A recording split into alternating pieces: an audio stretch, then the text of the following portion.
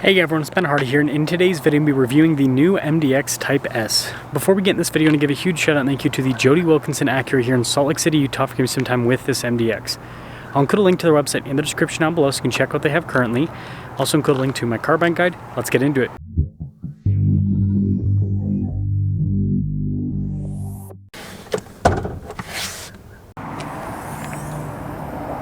Under the hood, we have a turbocharged 3-liter V6 that goes through a 10-speed automatic transmission. Fuel economy 17 around town and then 21 on the highway, with power outputs being 355 horsepower and then 354 pound-feet of torque.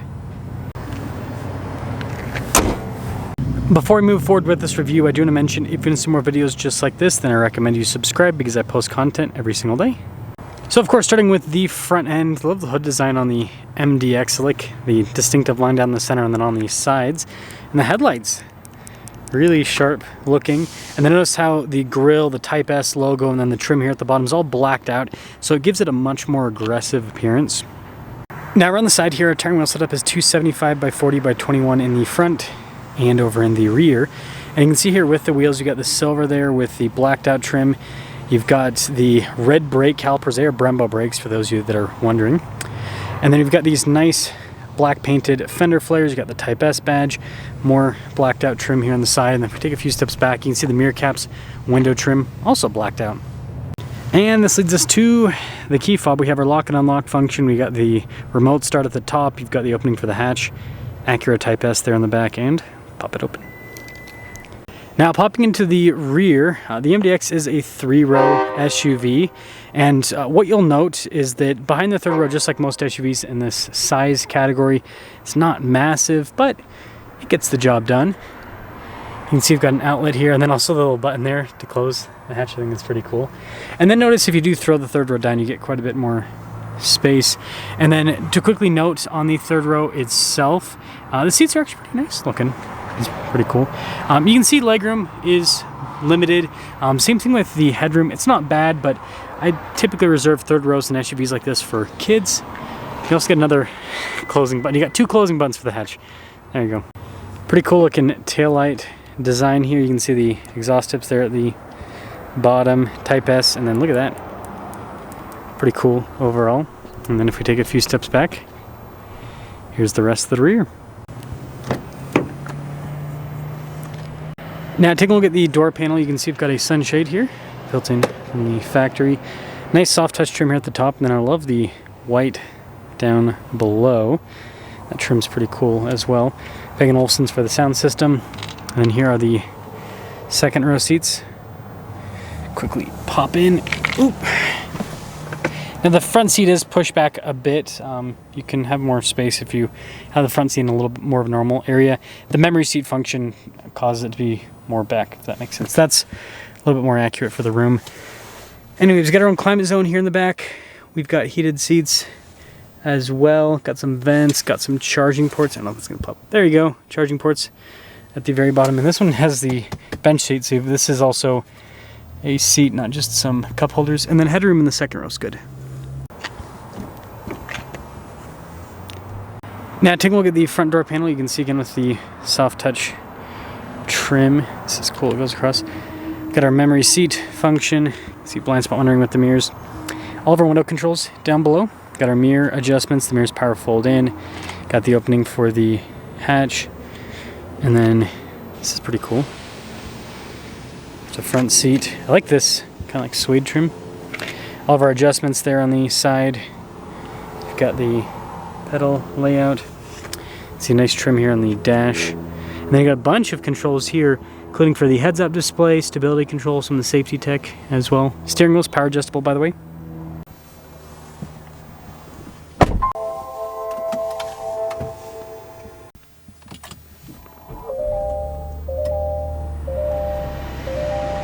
Now take a look at the steering wheel. There's nice soft touch trim here at the top and at the bottom. Got the Type S logo.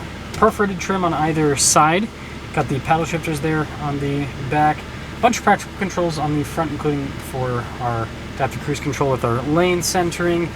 You've got the stalks here on the back, traditional stalks. Full digital gauge cluster here in the center, so you can see different bits of information on the car, systems within the car as well. And then it also changed a little bit depending on what drive mode you pop it in, so that's kind of like a fun part of the gauge cluster there. So 360 camera system in reverse, trajectory lines turn with the steering wheel, pretty good resolution, so it's a nice thing to have. And then this is a big change, the infotainment system is now a touchscreen with this, so I don't know, that's quite a bit different compared to the whole trackpad system they had before. I guess that Acura got enough complaints that they changed it. It does have Apple CarPlay and Android Auto, by the way. Nice trim all across the dash. We also have a heads-up display as well. See more trim on that side, and then this is nice that goes across. And more nice trim above the glove box. Nice felt-lined glove box there. And then we've got our dual zone climate controls. So we'll try zone actually because you got the rear climate. We also have heated and ventilated seats down below. We also have massage seats. Pretty fancy with the drive mode select. See the USBs. And then your transmission select there, auto stop start brake hold, and then we've got our control there for the volume. More storage here with the wireless phone charging pad. This is pretty cool with the center console setup. Pretty good storage overall. Nice trim on the top. Regular mirror, and then we've got a panoramic sunroof.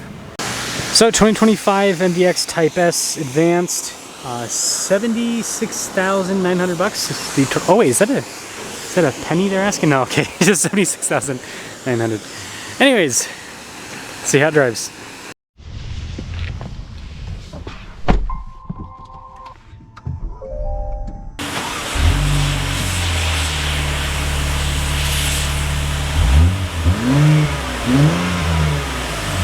Well, let's talk about visibility before we set off.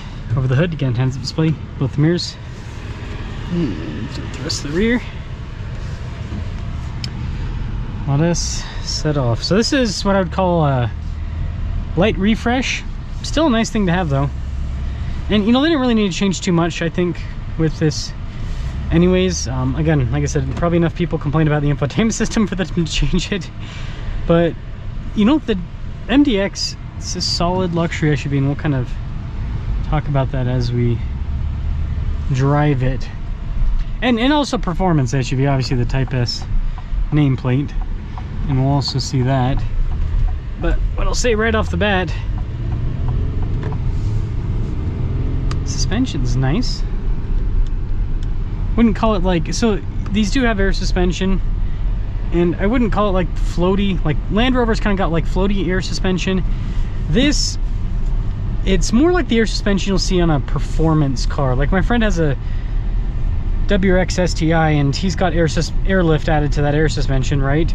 And it's smoothed out the car a bit, smooths out this, but the car is still firm sports car, and that's kind of the MDX Type S. It's still firm sport SUV.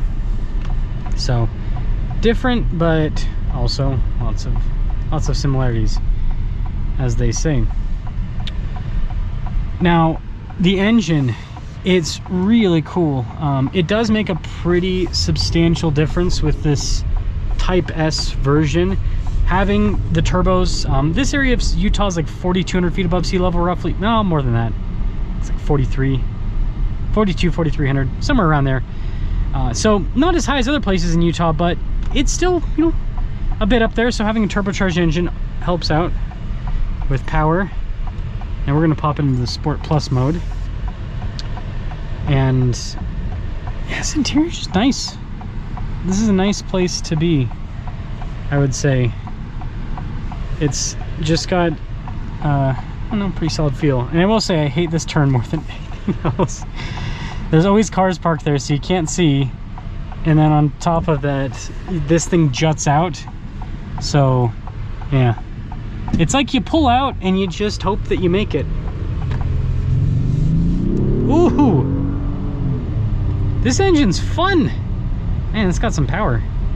I've got a TLX Type S being dropped off at my house this week, demo car, to test out. So I'm excited to see what that's like to daily drive, because it's got the same engine as this. And this is, I don't know, it's fun. You know, a lot of people are going to compare this to BMW and Audi. Audi's V6, it's pretty boring.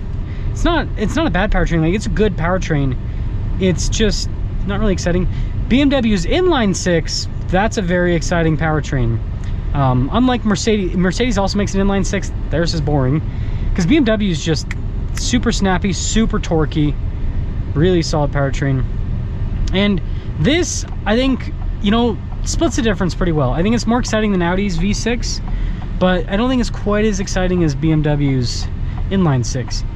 Now, that being said, the thing with Acura is, you know, the reliability. Now, the inline six from BMW is reliable. My goodness, it's just a monster. Yeah, the inline six from BMW is reliable. That B58's really good, and I'm talking about the B58, not the twin turbo that's in the M cars. But as I was saying, Acura, you know, it's not just the engine, it's also the rest of the car. That's something to consider, because with the, you know, with the BMW, it's like, yeah, you can get a good powertrain, then the rest of the car, well, might not be so good. Whereas, you know, Acura's, they've built up a pretty good reputation over time. This does have a lot of tech features, though. That is something to consider. So, anyways, also, I just realized my hair might have been getting in the way of the camera. Sorry if that happened. Stupid hair. Let me know what you guys think about the new refreshed MDX Type S, but I think they just did some, you know, needed updates, in some people's opinion, on the MDX, but the MDX didn't really need all that much to be changed because it's just a good luxury performance SUV.